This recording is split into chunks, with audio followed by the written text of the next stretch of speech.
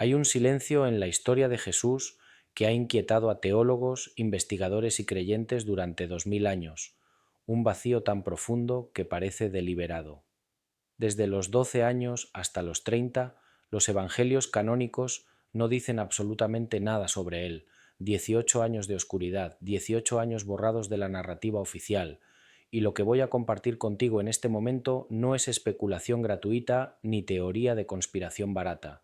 Es el resultado de décadas de investigación seria, testimonios antiguos, manuscritos olvidados y tradiciones preservadas en lugares donde el poder eclesiástico nunca llegó a silenciarlas por completo. ¿Por qué los evangelios saltan abruptamente de un niño de 12 años discutiendo con doctores en el templo de Jerusalén a un hombre de 30 años emergiendo del desierto con una sabiduría que asombraba incluso a los más eruditos?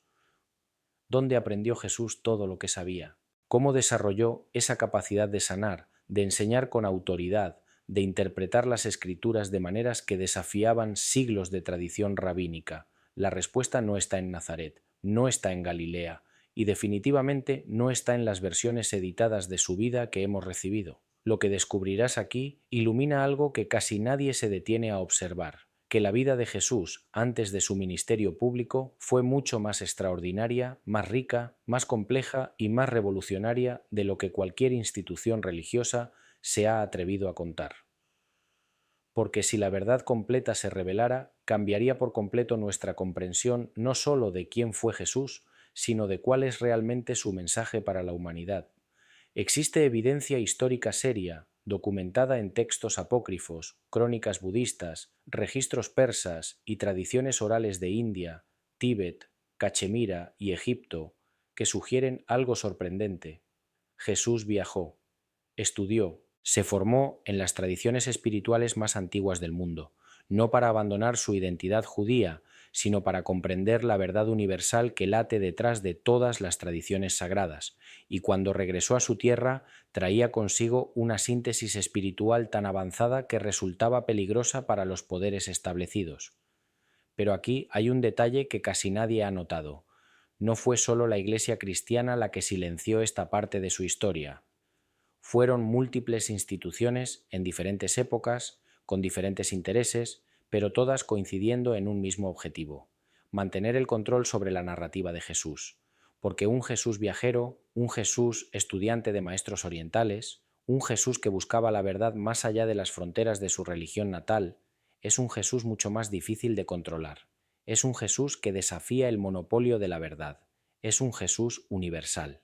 Y lo más profundo de todo esto es que su silencio no fue casualidad, fue estratégico, fue necesario, porque lo que Jesús vivió en esos 18 años lo preparó para algo que el mundo no estaba listo para recibir entonces, y quizás tampoco ahora, pero la verdad no desaparece solo porque se oculte, permanece esperando el momento en que alguien esté dispuesto a verla, así que respira hondo. Lo que estás a punto de descubrir no destruye tu fe, la expande, no contradice las enseñanzas de Jesús, las completa, porque entender dónde estuvo Jesús antes de los 30 años no es un ejercicio de curiosidad histórica, es una puerta hacia la comprensión más profunda de quién fue realmente este hombre que transformó la historia de la humanidad. Y quizás al final de este recorrido entiendas por qué esta verdad fue tan cuidadosamente ocultada. El primer indicio de que algo no encajaba apareció en los textos más antiguos que tenemos sobre Jesús. No en los evangelios canónicos que conocemos, sino en aquellos que fueron deliberadamente excluidos del canon oficial en el Concilio de Nicea del año 325 d.C. Me refiero a evangelios como el de Tomás, el de Felipe, el Evangelio árabe de la infancia y especialmente un texto casi desconocido llamado el Evangelio de la infancia según Tomás. En estos escritos aparecen fragmentos, pequeñas menciones, alusiones breves a una realidad que luego fue borrada. Jesús no se quedó en Nazaret, pero lo más fascinante no vino de los textos cristianos, sino de fuentes completamente ajenas al cristianismo. En 1887, un aristócrata ruso llamado Nicolás Notovich viajaba por la región de Ladakh, en el norte de India, cerca del Tíbet. Allí, en el monasterio budista de Emis, uno de los más antiguos y respetados de la región, los monjes le mostraron algo extraordinario: manuscritos antiguos que hablaban de un santo llamado Isa. Y cuando Notovich escuchó las descripciones de este Isa, su corazón se detuvo. Todo coincidía con Jesús de Nazaret. Según estos manuscritos tibetanos, Isa llegó a India a los 13 años, acompañando una caravana de comerciantes. Durante casi 17 años estudió con brahmanes en Benarés, con budistas en el Tíbet y con maestros espirituales en diversas regiones de Oriente. Aprendió sánscrito, estudió los Vedas, cuestionó el sistema de castas, defendió a los oprimidos y desarrolló una enseñanza que fusionaba la compasión budista con la tradición profética judía. Luego, alrededor de los 30 años, regresó a su tierra natal. Y el resto, como dicen, es historia, o al menos la versión que nos han contado. ¿Suena demasiado extraordinario? Esa fue la reacción inicial de la Iglesia y de los académicos occidentales. Notovich fue atacado, ridiculizado, acusado de fraude, pero décadas después, otros investigadores visitaron el mismo monasterio. Swami Abhedananda en 1922, Nicholas Roerich en 1925 y más recientemente la documentalista Janet Bock en los años 80. Todos reportaron la existencia de manuscritos similares. Todos escucharon las mismas historias de los lamas tibetanos. Todos confirmaron que en esa región existe una tradición oral, antigua y consistente, que habla de un maestro espiritual de Occidente que pasó años estudiando allí antes de regresar a su tierra para cumplir una misión. Pero aquí está el primer momento revelador. Esto no es solo una tradición aislada de un monasterio perdido en las montañas. En Cachemira existe una tumba que los habitantes locales llaman Rozabal, el lugar de descanso de un profeta al que llaman Yuzasaf. Las inscripciones en el sitio lo describen como un maestro que vino de Occidente, predicó el amor y la compasión y murió allí en edad avanzada. La tradición local, mantenida durante siglos, afirma que Yuzasaf era Isa, el mismo santo que había estudiado en India en su juventud y que regresó después de sobrevivir a la crucifixión. Pero esa es otra historia, para otro momento. Lo importante ahora es entender esto. Hay demasiada consistencia en estas tradiciones como para descartarlas completamente. Y lo más inquietante es que la propia Iglesia cristiana primitiva parece haber sido consciente de estos viajes. En escritos gnósticos tempranos, en comentarios de padres de la Iglesia que luego fueron suprimidos, en tradiciones orales que sobrevivieron en comunidades cristianas orientales, aparecen referencias fragmentadas a la formación de Jesús en tierras lejanas. ¿Por qué entonces esta parte de su vida fue borrada de la narrativa oficial? Porque aceptar que Jesús estudió con maestros no judíos, que se formó en tradiciones espirituales orientales, que amplió su conciencia más allá de los límites de su religión natal, significaría admitir algo que las instituciones religiosas nunca han querido aceptar, que la verdad espiritual no pertenece a ninguna religión en particular, que Dios no tiene fronteras, que la sabiduría divina se manifiesta de múltiples maneras en múltiples culturas, y que Jesús mismo lo sabía. Pero aquí hay algo aún más profundo esperando ser descubierto, porque si Jesús realmente viajó y estudió durante esos 18 años perdidos, entonces su mensaje no fue solo judío, fue universal, y eso cambia absolutamente todo. Para entender por qué Jesús habría emprendido un viaje de tales dimensiones, primero debemos comprender el contexto histórico y espiritual de su tiempo. Palestina, en el siglo I, no era un lugar aislado del mundo. Era, de hecho, un cruce de civilizaciones. Las rutas comerciales que conectaban el Imperio Romano con Persia, India y más allá pasaban por esa región. Caravanas de especias, seda, incienso y conocimiento fluían constantemente entre Oriente y Occidente. Los judíos de la diáspora mantenían comunidades en Alejandría, Babilonia, Persia y hasta en India.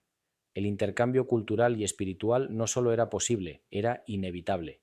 Jesús nació en una familia de artesanos, pero no en la pobreza extrema. José era tectón, una palabra griega que significa constructor, carpintero, artesano.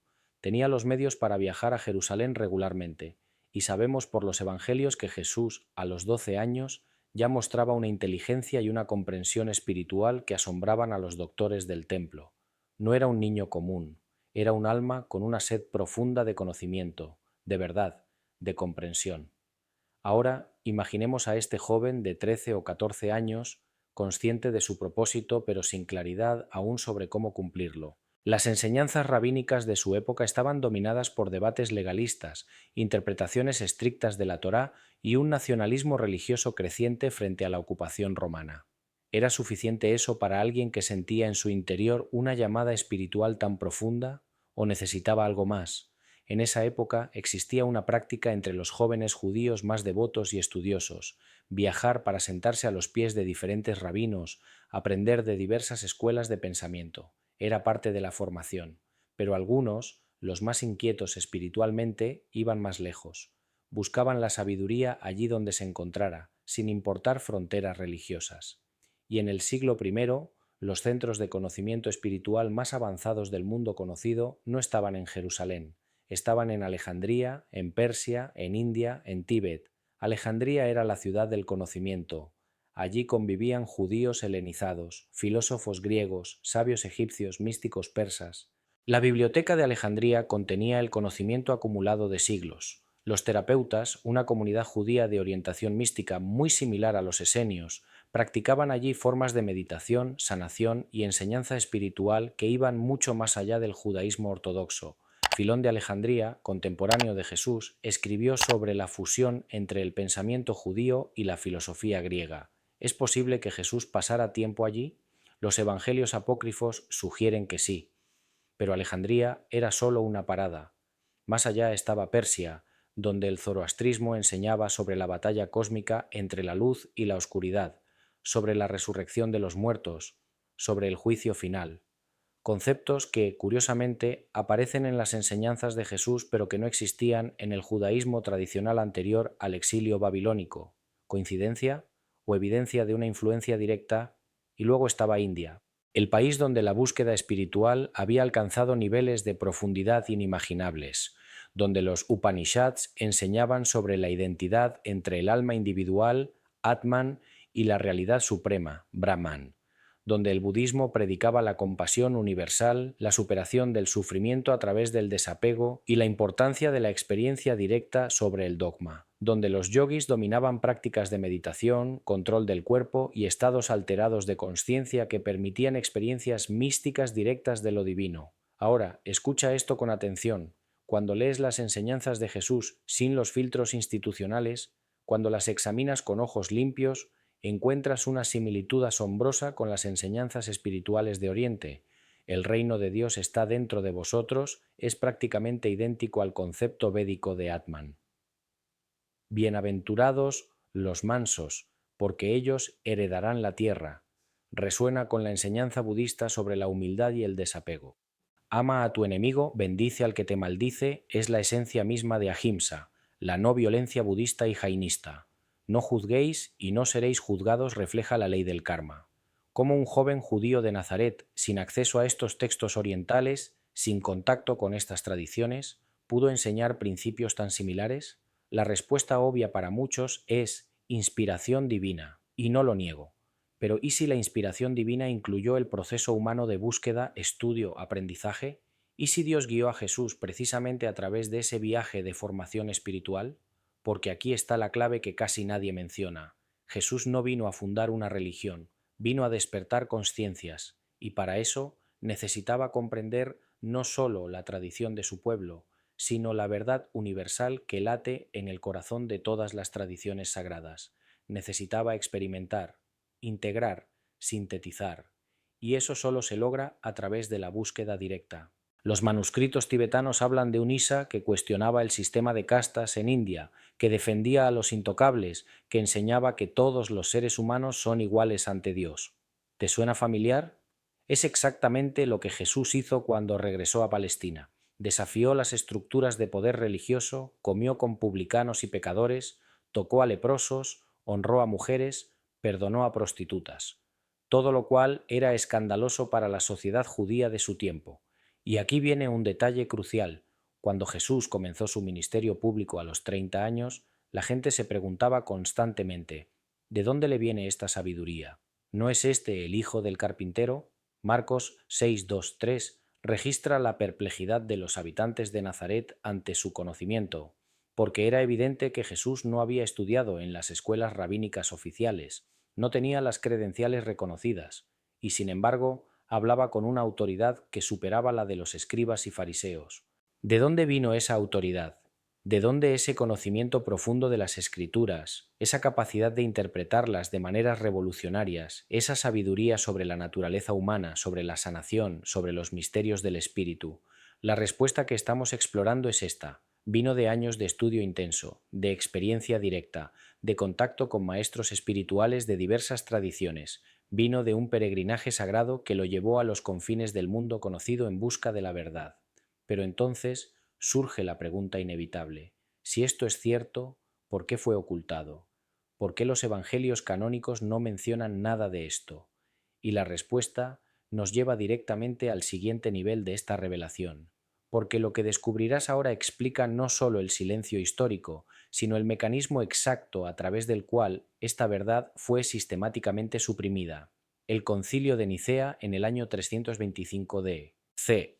No fue simplemente una reunión de obispos para aclarar doctrinas, fue un acto político de consolidación de poder. El emperador Constantino, recién convertido al cristianismo por conveniencia política, necesitaba unificar el imperio bajo una sola fe.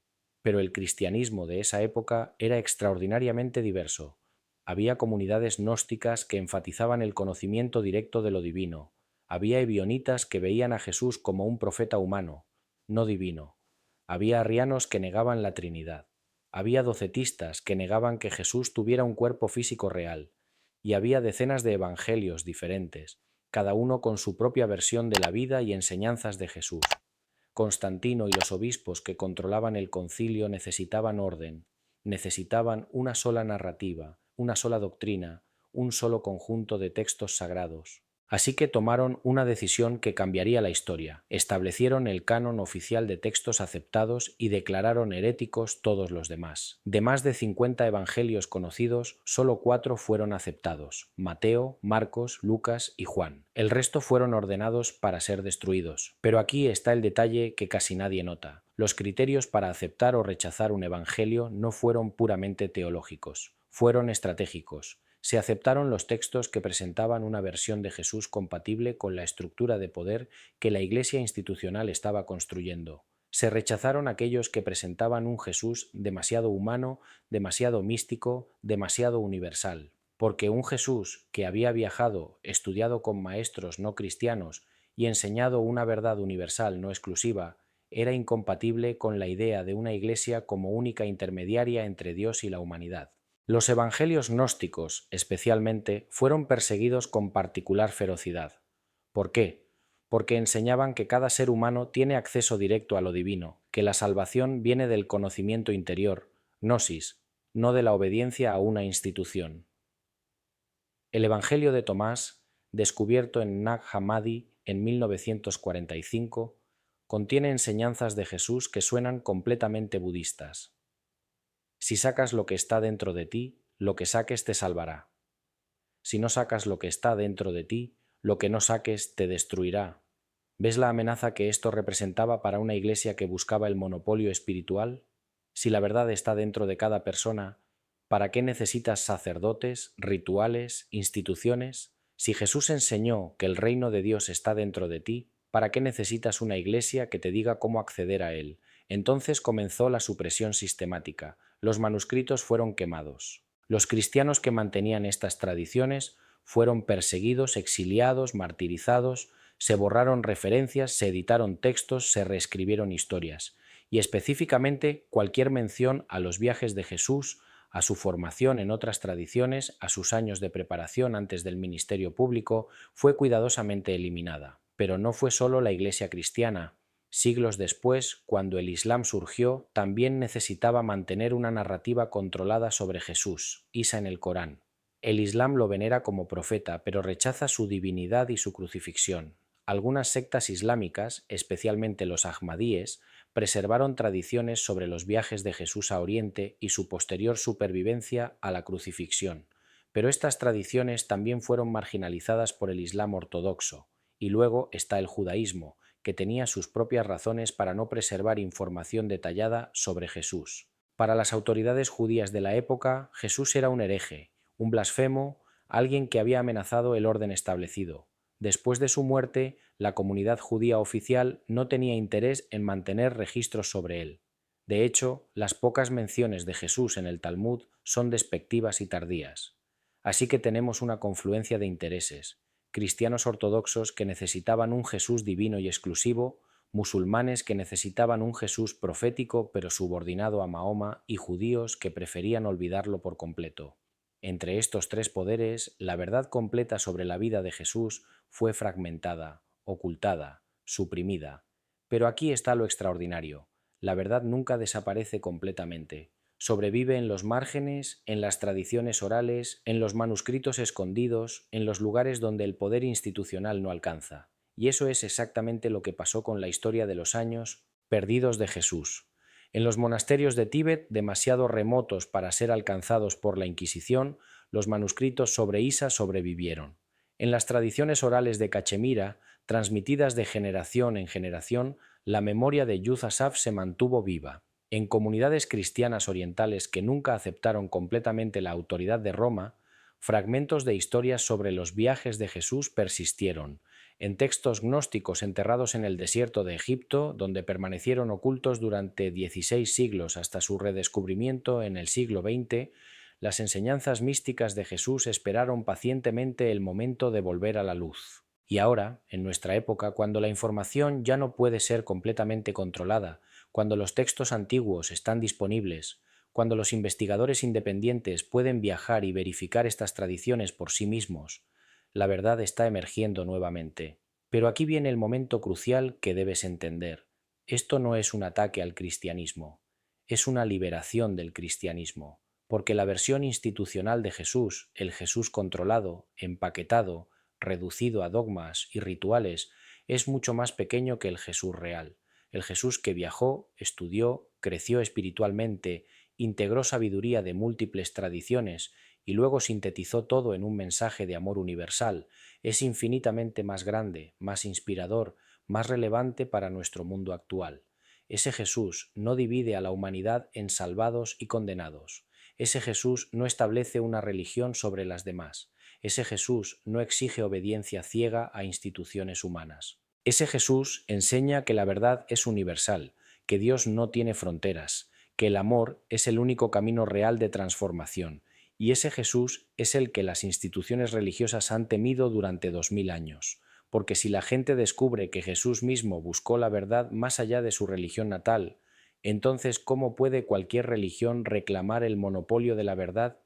Si Jesús honró la sabiduría de maestros budistas, brahmanes, esenios, entonces ¿cómo puede el cristianismo declararse la única vía válida? Si Jesús vivió una vida de búsqueda espiritual activa antes de enseñar, entonces ¿cómo pueden las instituciones pedir fe ciega sin cuestionamiento? Ahí está la amenaza, ahí está la razón de la supresión.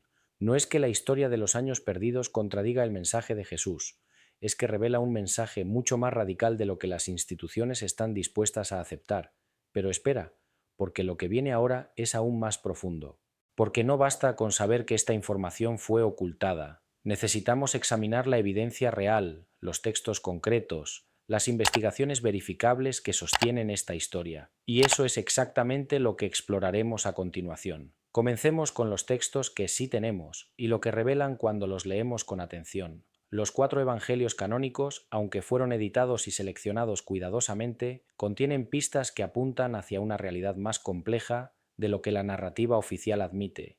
Lucas 2:41-52 relata el único episodio de la infancia de Jesús incluido en los evangelios canónicos, su visita al templo de Jerusalén a los 12 años. Allí, Jesús se sienta entre los doctores de la ley, escuchándolos y haciéndoles preguntas.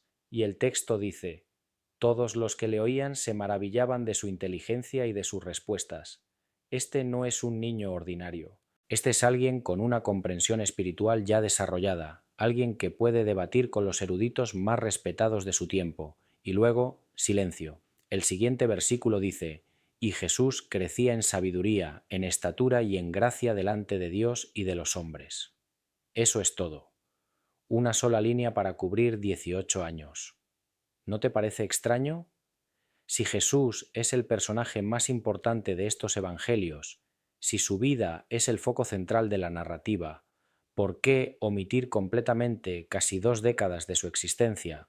La explicación tradicional es que esos años fueron tranquilos, sin eventos significativos, solo Jesús trabajando como carpintero en Nazaret. Pero eso no tiene sentido cuando consideramos lo que vino después. Cuando Jesús emerge a los 30 años, no es un carpintero simple con ideas religiosas. Es un maestro espiritual completamente formado, con una autoridad que asombra a todos, con capacidades de sanación que desafían la comprensión, con un conocimiento profundo de las Escrituras que va más allá de lo que cualquier educación local podría proporcionar. Marcos 6:23 registra la reacción de la gente de Nazaret cuando Jesús regresa y comienza a enseñar. ¿De dónde le viene esto? ¿Qué sabiduría es esta que le ha sido dada? ¿No es este el carpintero, hijo de María? Están confundidos, incluso ofendidos. Lo conocían como el hijo del carpintero local y ahora aparece hablando con una sabiduría que no pueden explicar. Juan 7:15 profundiza aún más en este misterio. Los judíos se maravillaban diciendo: ¿cómo sabe éste las Escrituras sin haber estudiado? Esta es una pregunta crucial.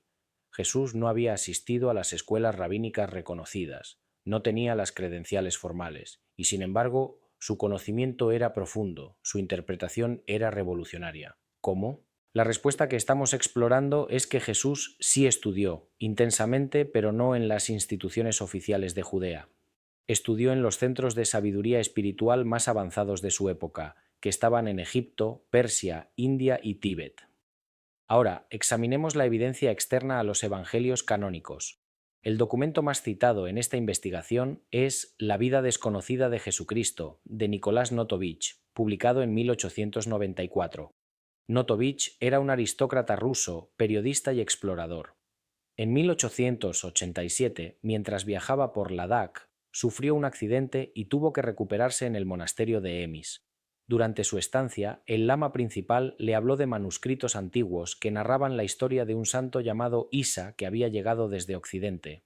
Según estos manuscritos, que Notovich afirma haber leído con ayuda de un intérprete, Isa llegó a India a los 13 años. Pasó 6 años estudiando con brahmanes en Rajputana, Benarés y otras ciudades sagradas. Aprendió a leer y comprender los Vedas, a enseñar las escrituras sagradas, a sanar a través de medios naturales y oración. Pero Isa también desafió el sistema de castas, enseñando que todos los seres humanos son iguales ante Dios, lo cual enfureció a los brahmanes. Huyendo de su ira, Isa viajó hacia el este, hacia la región budista de Nepal y Tíbet. Allí pasó 6 años más estudiando las enseñanzas de Buda, las escrituras Pali, y perfeccionando su comprensión del camino espiritual. Luego, alrededor de los 29 años, emprendió el viaje de regreso a su tierra natal, pasando por Persia, donde sus enseñanzas también causaron controversia entre los zoroastrianos. Cuando Notovich publicó su libro, fue recibido con escepticismo y hostilidad, especialmente por parte de la Iglesia cristiana y académicos occidentales. Fue acusado de fraude, de inventar toda la historia. Pero aquí está lo fascinante. A pesar de las acusaciones, nadie pudo refutar su historia de manera definitiva, y décadas después, otros investigadores independientes confirmaron la existencia de tradiciones similares en la región. En 1922, Swami Abhedananda, un discípulo directo de Ramakrishna, viajó a Gemis específicamente para verificar las afirmaciones de Notovich. En su libro Kashmir o Tibate, en Cachemira y Tíbet, Abhedananda confirmó que los manuscritos sobre Isa existían y que los monjes los conocían bien. Incluso tradujo secciones de ellos, que coincidían sustancialmente con lo que Notovich había reportado. En 1925, Nicholas Roerich, el famoso artista y explorador ruso, también visitó la región y registró tradiciones orales similares sobre Isa en múltiples monasterios y comunidades locales. En su libro Himalaya, Morada de la Luz, Roerich documentó que la historia de Isa no era exclusiva de Gemis, sino que era conocida en toda la región. En 1939, Elisabeth Kaspari, profesora suiza, visitó Emis con un grupo de viajeros. El lama principal le mostró un manuscrito que describía como la historia de Isa. Aunque no pudo leerlo directamente, estaba en tibetano, el lama le confirmó su existencia y antigüedad. Más recientemente, en 1984, el académico Fida Hasnain y la documentalista Janet Bock investigaron extensamente en Cachemira, Ladakh y Tíbet, documentando no solo los manuscritos, sino las tradiciones orales locales que han preservado la memoria de Isa durante siglos. Ahora, Es cierto que ninguno de estos investigadores pudo sacar fotografías detalladas de los manuscritos o traer copias completas para análisis académico occidental. Los monjes protegen estos textos celosamente y no permiten su reproducción fácil. Esto ha sido usado por los escépticos para desacreditar toda la historia. Pero aquí está el punto. La ausencia de prueba definitiva no es prueba de ausencia, y la consistencia de múltiples testimonios independientes, separados por décadas, todos reportando la misma tradición, no puede ser descartada ligeramente. Además, hay otra línea de evidencia completamente independiente: las tradiciones orales y escritas de comunidades cristianas orientales que nunca estuvieron bajo el control directo de Roma.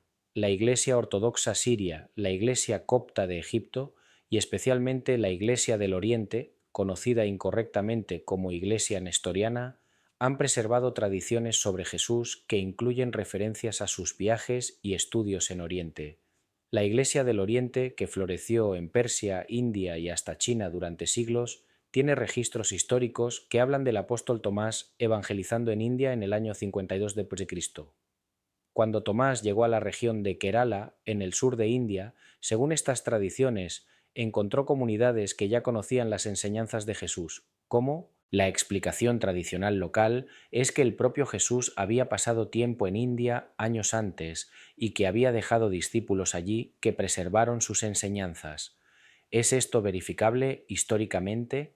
Difícil, pero lo que sí es verificable es que existían comunidades cristianas en India desde el siglo I, mucho antes de que el cristianismo se expandiera oficialmente hacia el este, y estas comunidades tenían tradiciones propias que no dependían completamente de la narrativa romana.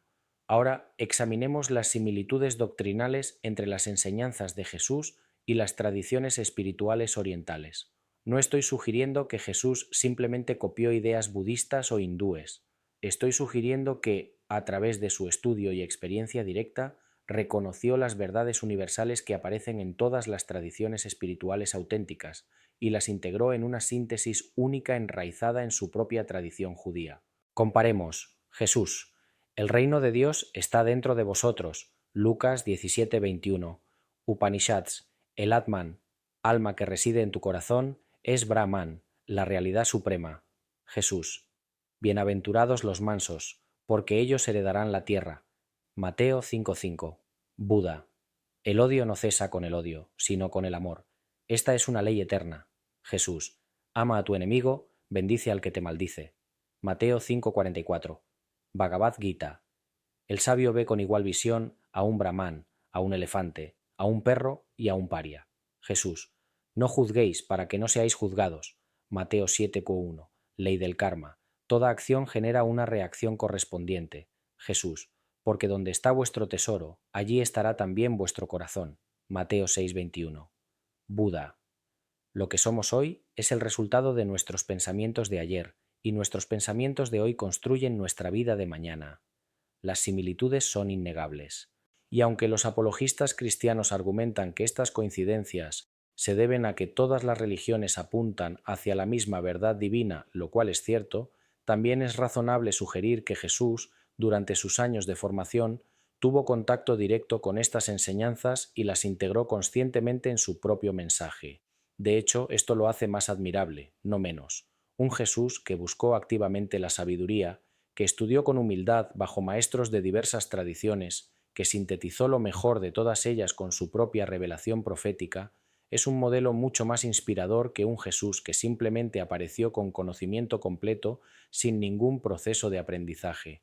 Pero aquí está el detalle más profundo. Si Jesús realmente hizo este viaje, si realmente estudió estas tradiciones, entonces su mensaje posterior cobra un significado completamente nuevo, porque entonces no estaba simplemente enseñando una nueva versión del judaísmo, estaba enseñando una espiritualidad universal que trasciende todas las religiones, y eso nos lleva al siguiente nivel de esta revelación, porque lo que voy a compartir ahora cambia por completo nuestra comprensión de quién fue Jesús realmente y cuál era su verdadera misión.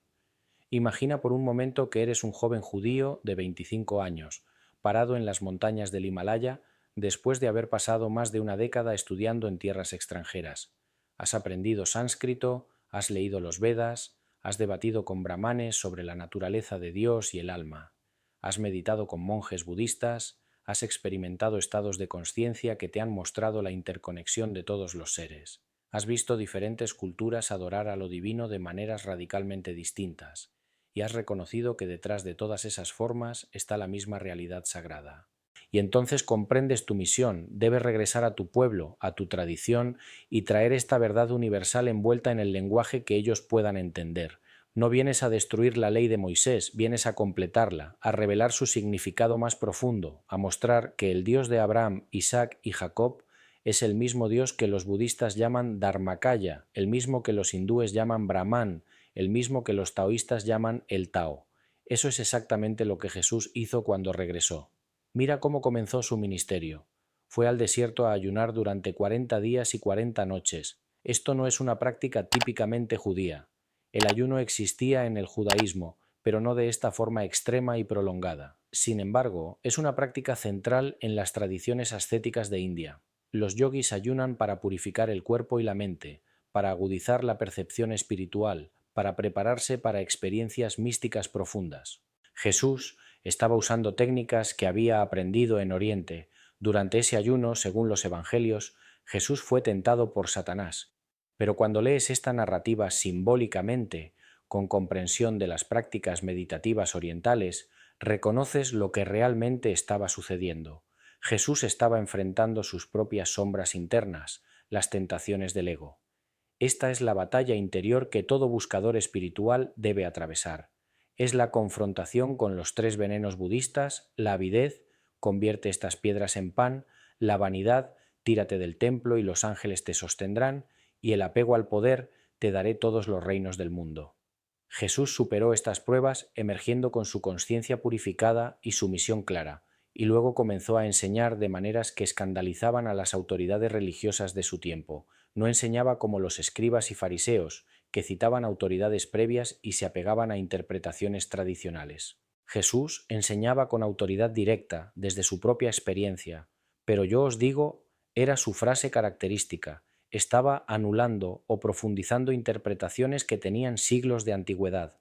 ¿De dónde le venía esa autoridad? De la experiencia directa de lo divino, el tipo de experiencia que las prácticas meditativas orientales cultivan sistemáticamente. Considera sus enseñanzas sobre la oración. En Mateo 6:5-6, Jesús dice: «Y cuando ores, no seas como los hipócritas que aman orar de pie en las sinagogas y en las esquinas de las calles para ser vistos por los hombres. Pero tú, cuando ores, entra en tu aposento y, cerrada la puerta, ora a tu Padre que está en secreto». Esto es meditación, no oración ritual pública, sino práctica contemplativa privada.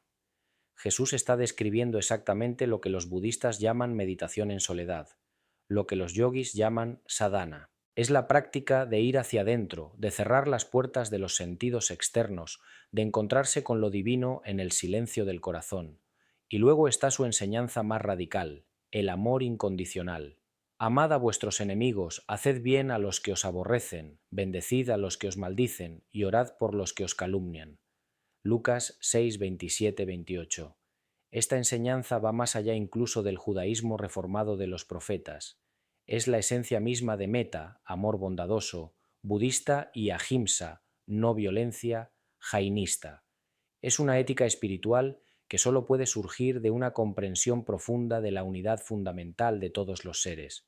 Cuando Jesús dice: «Yo soy el camino, la verdad y la vida», Juan 14, 6, los cristianos tradicionales interpretan esto como una afirmación exclusivista. Solo a través de Jesús se llega a Dios. Pero cuando entiendes el contexto de la espiritualidad oriental, esta frase tiene un significado mucho más profundo. Jesús está hablando desde el estado de consciencia que los hindúes llaman Aham Brahmasmi, yo soy Brahman, y los budistas llaman naturaleza búdica realizada. No está diciendo yo, Jesús de Nazaret, soy el único camino. Está diciendo este estado de consciencia que he alcanzado, esta unión con el Padre, este es el camino. De hecho, inmediatamente después de esa frase, Jesús dice algo que rara vez se enfatiza. En verdad os digo, el que cree en mí, las obras que yo hago, él las hará también, y aún mayores hará. Juan 14:12. ¿Qué? ¿Jesús está diciendo que nosotros podemos hacer las mismas obras que Él e incluso mayores? ¿Cómo puede ser eso si Él es Dios y nosotros ¿Somos meros humanos pecadores? Solo tiene sentido si Jesús está enseñando que el estado de conciencia que él alcanzó está disponible para todos, que él no es un ser único y exclusivo, sino un ejemplo, un maestro que nos muestra el camino. Esta es exactamente la enseñanza budista. Buda no es un dios, es alguien que despertó, y todos podemos despertar. Jesús está diciendo lo mismo, pero esto fue demasiado radical para las autoridades tanto judías como posteriormente cristianas. El judaísmo ortodoxo no podía aceptar a alguien que se ponía al nivel de Dios, y el cristianismo institucional no podía aceptar la idea de que todos podemos alcanzar el mismo nivel de conciencia que Jesús. Así que ambos, de maneras diferentes, suprimieron este aspecto de su enseñanza. El judaísmo lo condenó como blasfemo, el cristianismo lo divinizó tanto que lo volvió inalcanzable. Ambos estrategias lograron el mismo resultado: evitar que las personas siguieran realmente el camino que Jesús estaba enseñando. Ahora hablemos de los milagros. Jesús sanaba enfermos, devolvía la vista a ciegos, hacía caminar a paralíticos. La interpretación tradicional es que estos eran milagros sobrenaturales que demostraban su divinidad, pero cuando examinas las tradiciones espirituales orientales, descubres que la sanación a través de energía espiritual es una práctica desarrollada y enseñada sistemáticamente. Los yogis hablan de prana, la energía vital que fluye a través del cuerpo. Los maestros de Qigong hablan de Qi, los budistas tibetanos hablan de Lung. Todas estas tradiciones enseñan que un practicante avanzado puede dirigir esta energía para sanar a otros. No es magia, es el dominio de leyes naturales que la ciencia occidental apenas está comenzando a comprender a través de la física cuántica y la biología energética. ¿Es posible que Jesús haya aprendido estas técnicas durante sus años en Oriente? ¿Que los milagros no fueran suspensiones arbitrarias de las leyes naturales, sino aplicaciones de leyes más profundas que él había dominado? Esto no lo hace menos extraordinario, lo hace más relevante, porque significa que lo que Jesús hizo, nosotros también podemos aprenderlo. De hecho, Jesús mismo lo dice: por vuestra poca fe, porque de cierto os digo, que si tuvierais fe como un grano de mostaza, diréis a este monte: pásate de aquí allá, y se pasará, y nada os será imposible. Mateo 17:20. No está diciendo que Él tiene poderes únicos, está diciendo que nosotros carecemos de fe, de comprensión, de desarrollo espiritual, pero que si desarrollamos esas capacidades, también podremos hacer lo que Él hizo. Esta es la revelación más impactante. Jesús no vino a ser adorado como un Dios inalcanzable. Vino a mostrar lo que los seres humanos podemos llegar a ser cuando desarrollamos plenamente nuestro potencial espiritual. Vino a ser el puente entre lo humano y lo divino, demostrando que esa brecha puede ser cerrada, y esta comprensión estaba en el corazón de las enseñanzas gnósticas tempranas, que por eso fueron tan ferozmente suprimidas. El Evangelio de Tomás dice: Jesús dijo: si tus líderes te dicen, mira, el reino está en el cielo, entonces los pájaros del cielo te precederán. Si te dicen, está en el mar, entonces los peces te precederán. Más bien, el reino está dentro de vosotros y está fuera de vosotros. El reino